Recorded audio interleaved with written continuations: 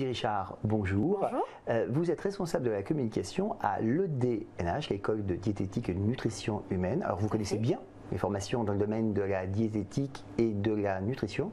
Alors pourquoi, selon vous, faut-il faire une troisième année après un BTS diététique ? Alors juste avant de répondre à cette question, je vais faire un rapide topo sur les différents métiers.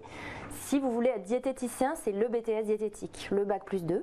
Le diplôme de base. Voilà, c'est ça. Si vous voulez être nutritionniste, c'est le bachelor, bac+3. Et si vous voulez être ingénieur, là dans ces cas-là, c'est le master, bac+5. Alors pourquoi faut-il faire un bachelor ? Alors le bachelor, c'est beaucoup plus spécialisé, ce sont des études spécialisées. Par exemple, le cours d'hydro propose le BTS diététique, c'est une école généraliste.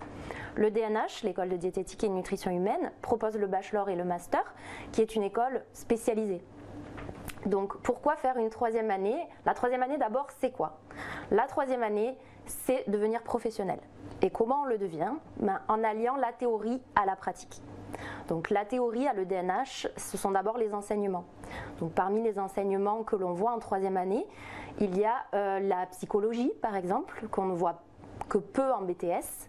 Il y a également les troubles du comportement alimentaire, les TCA.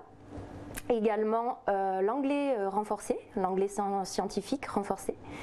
Et par exemple les casse-têtes culinaires. Donc ça peut être intéressant, c'est un peu comme se retrouver dans Top Chef. On a par exemple 3 € qui nous sont donnés, on doit cuisiner avec des thèmes et faire un repas complet qu'avec 3 €.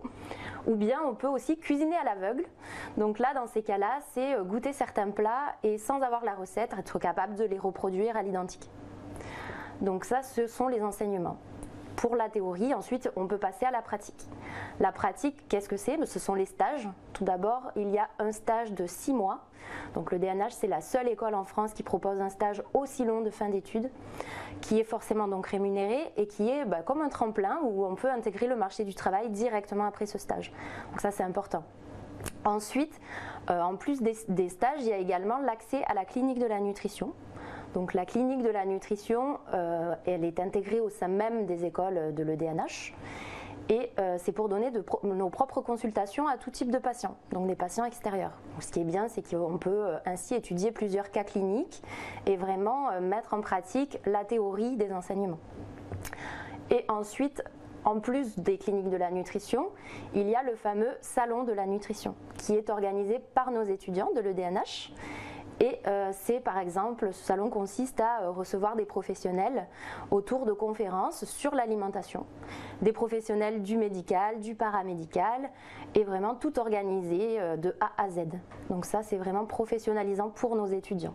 Donc finalement, cette troisième année de bachelor se décompose en 6 mois d'enseignement et 6 mois de stage à l'extérieur. Qui trouve ce stage ? Alors dans un premier temps, c'est aux étudiants à trouver le stage parce qu'on veut les responsabiliser. Leur donner un stage tout pré-mâché, il n'y aurait pas forcément d'intérêt. On veut que justement ils soient confrontés au marché du travail.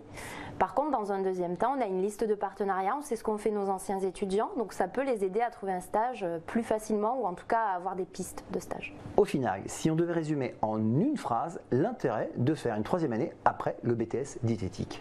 L'importance de cette troisième année, c'est que justement, on a les connaissances du BTS diététique, du diététicien d'État, et on y ajoute les connaissances, les compétences et les spécificités du nutritionniste.